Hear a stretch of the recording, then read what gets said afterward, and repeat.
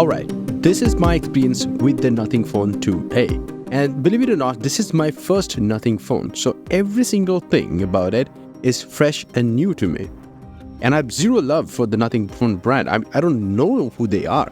So for me, I want to know whether this is a good phone for the price or not. In my market, this phone costed me about $260 for the base 828GB model. And I know that in the US, the base price is actually $349, but that's for the 12 to 56GB base model. So that's a different thing. So I'm going to tell you about my experience keeping that pricing in mind, the $260. So when I unboxed the phone, it didn't feel like a $260 phone. It felt something more expensive, but without a charging brick in the box. Anyway, the phone, when I took it out of the box, it looked premium. It kind of felt like I'm holding a phone with a case on, because the back glass is actually not a glass, it's plastic. It's transparent, but it's plastic. The same way, the side frame is also plastic. It has a matte coating on top, but the buttons are metal, but phone is fully plastic. And that does three things. One, that is, it is shatterproof. Second thing is that it is lighter, even having a 5000 mAh battery and all those components. The third thing is that it will easily get scratches and smudges. I actually dropped the phone for about like a 3.5 feet drop, and there is a dent you can see right here. I would say it is the most unique and most attractive phone at this price. Now, the Nothing brand actually talks about the Glyph lights, how they are useful and all those things. For me, there is not even a single time I use the Glyph lights to say like, wow, this is useful. No, it's not.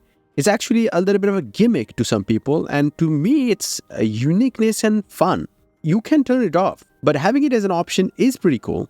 Well, there is one thing that is bad in the display, and that is the coating on top, which they actually tried to compensate with a screen protector pre-applied when you unbox the phone, but this phone can get scratches very easily. But surprisingly, it is still a Corning Gorilla Glass 5 protected. But that's not the only thing. For the price, having symmetrical bezels, that too slim ones, is just incredible. Like, this is not something that I was expecting.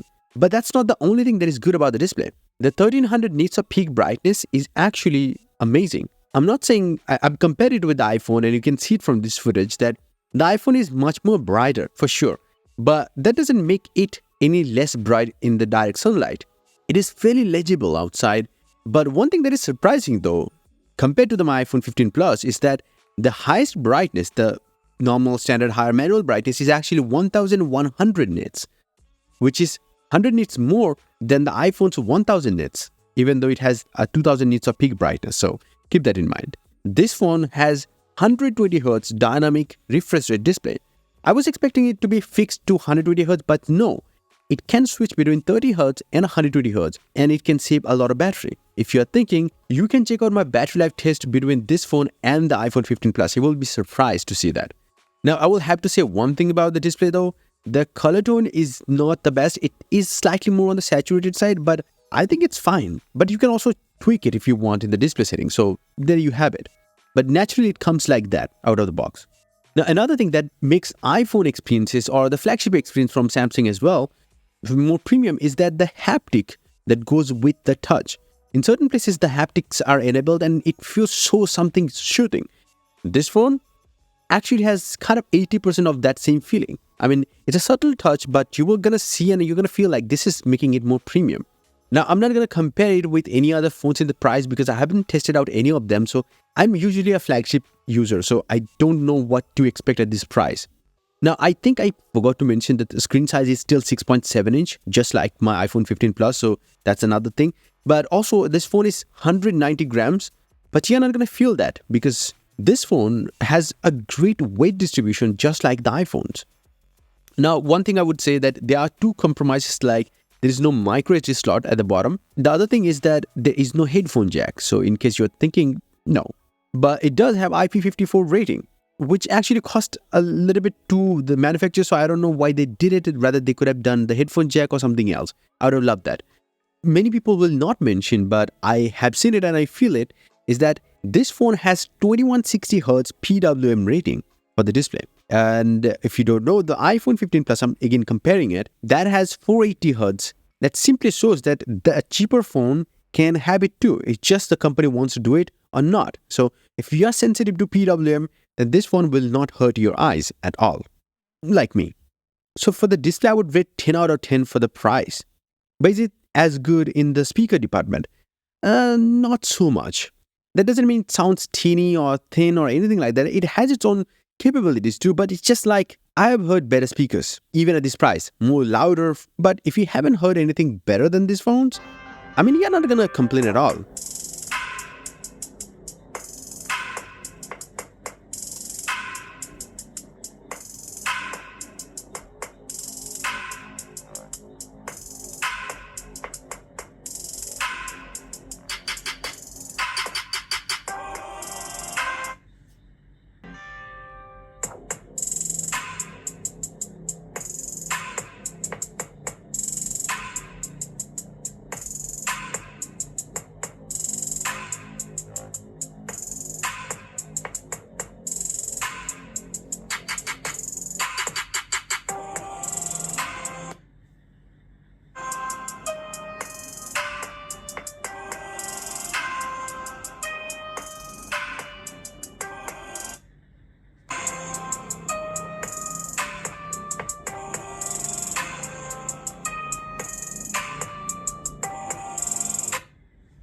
Next, if you don't know, the USB-C port is actually supporting up to 45-watt fast charging, but it's only USB 2.0 USB-C port. So the data transfer speed is still 480 megabits per second or 60 megabytes per second.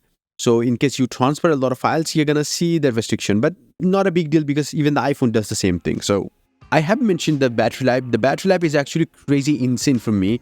I think if you charge it to 100% and you're going to get insanely good battery life out of this phone. But for the numbers, it lasts more than 8 hours, 8 hours 41 minutes in a stress test. So definitely in real life, it's going to be even better. And I do see that every single day, so that's the thing. And on top of that, the efficiency factor is actually crazy good in it. The 4nm TSMC chipset that they chose, that actually shows in the battery life department. And then the best thing about the Nothing phones, the Nothing OS software, the Nothing OS 2.5. Whatever they are currently offering, is actually a fantastic software experience. For me, I think it is on par with One UI in certain cases. In certain cases, it's better than One UI. Like the lock screen widgets, the always-on display, and the capabilities of the always-on display is fairly good. I mean, you can't really customize the lock screen clock as of yet, but maybe soon they're gonna offer that. But there are so many good things like that. You can have the quick tiles on the home screen to use it as widget. Isn't that really cool? Like, this is something that I always looked for. Now, you don't have to use a third-party software or routing to do that. It's just there. Plus, the whole dot matrix font is almost every single places. There is the AI wallpapers. You can just generate them. And if you get bored of them, you can visit my website to get some of the 8K crazy wallpapers too. I'm just a seamless plugin. Anyway, the stock Android feel is still there, but it is much better than the stock Androids can ever be. The way they provide the updates, like they fix the camera issues in about 2 or 3 days with 2 software updates. So that shows that they are dedicated to improve the user experience too, even for a cheaper phone like that. But I will have to use this phone in the long term. I'm probably going to keep it for a year and a half. So see how they will do over time with the software updates and everything. You know what? They also provided some of the cool things, like you can clone almost any app. And one thing that they did, and I'm kind of jealous of it, is directly locking any app from the settings. The overall experience, I would say, I haven't seen that much bugs. I would like really haven't seen any bugs. So for this price, this premium software experience, no bloatwares, none of these things, and all these customization options, I'm totally in it. Like, this is one hell of a unique feature. Now, I want to talk about a little bit about the chipset, the 7200 Pro chipset. The specs looks like this. I just don't want to talk about the specs again. But the thing is, the performance numbers are not great at all. Like, compared to the iPhone, the multi-core score is actually similar to the iPhone's single-core score. But the thing is that it can still play the games. It can still run all the applications as fast as almost as the iPhone. I don't see any lags or any stutters, but doesn't mean that it is the most powerful chipset in this price or a great chipset. I would say no. It's a very good chipset they've chosen for the efficiency thing, but the performance-wise, I'm going to say like, it's a so-so performance. So for 3-4 years, if you update the phone, I think this processor might struggle over time. But as of yet, it's totally fine. I'm totally loving it. Like, if I don't update this software experience, I'm totally fine with this phone, even being a flagship user, by the way. And if you are thinking about the heating issues or anything like that, I push the phone to the maximum limit. And the maximum temperature, the battery temperature I've seen is only 39 degrees. And that's the max. Now, this one has few cons though, like the LPDDR4X RAM and UFS 2.2 technology storage, which is much slower than the UFS 3.1 storage. Not as much as the UFS 3.0 though, but fairly slow. But do I see it in day-to-day life? No, except in one place. Like if you install anything on the phone, you're not going to see it as much. Oh, by the way, the 5G speed is amazing on it, and the 5G reception is incredible. But the UFS storage is something that you're going to see in one place, is saving the photos sometimes and the processing of the photos. I think that's where the chipset struggles quite a bit. In the night, it will take even more time, like about 3 seconds or so. In the morning, it might take 1 and 1.5 seconds of processing times. And that's not the thing I have seen on a cheaper Motorola 5G phone too. That also has a 550 megapixel camera. And talking about the camera performance though, overall if I say, I don't love the colors it produces. It's more saturated and the HDR is too much even if you just enable the HDR, not the HDR plus on it. And the human faces are usually more brighter than the real life. But considering the price though, or if I don't look at comparing it with the iPhone, I would say it's just performing really good. Maybe not the best, maybe not too good, but it's just doing really good. It also depends on your own eyes because you might even like the saturated feel more than the normal real life photos. You might like brighter faces than the darker skin tones. So yeah, it depends on how you look at it, but I think for the price, it's fairly fine. My dad totally loving it. Even in the night, it does take good nighttime photos too. Like I'm saying good, cannot even very good. But yeah, it does struggle a lot in the night though. I've seen it. If you take a photo, the shutter lag is just crazy insane.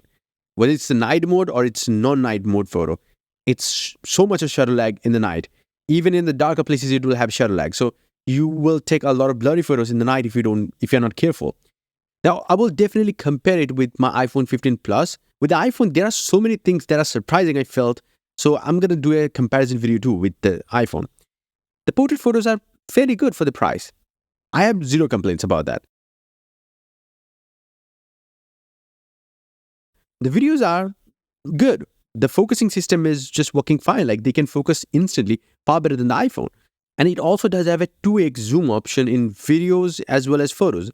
I don't know whether he's using the sensor crop or not, but the photos it is producing has the similar amount of details as the normal 1x photo.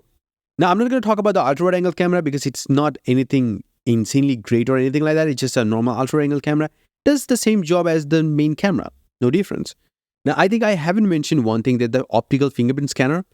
Yes, it is optical. It's not ultrasonic like my Samsung. So it just lights up that area to scan the fingerprints of the position a little bit weirdly at the very bottom of the screen. I didn't like that fact, but it unlocks the phone fairly fine. It has the 2D face unlock too if you want. It is not as good as the ultrasonics for sure, but it is a cheaper phone. Again, $263. So yeah, I have to keep that in mind. And in that price range, this is what you get on most phones.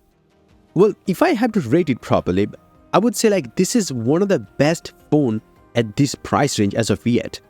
From the uniqueness to the build quality to the premium software experience to the amazing display, the best battery life on this smartphone, all of these things make this phone one of the best phones in this price range, or probably the best one currently available. Anyway, that's where I'm going to end this video. Let me know about your thoughts in the comment section below.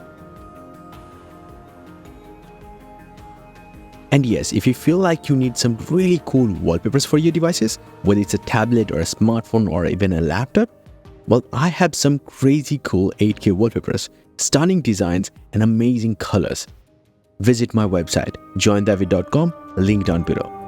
And until the next one, bye and take care.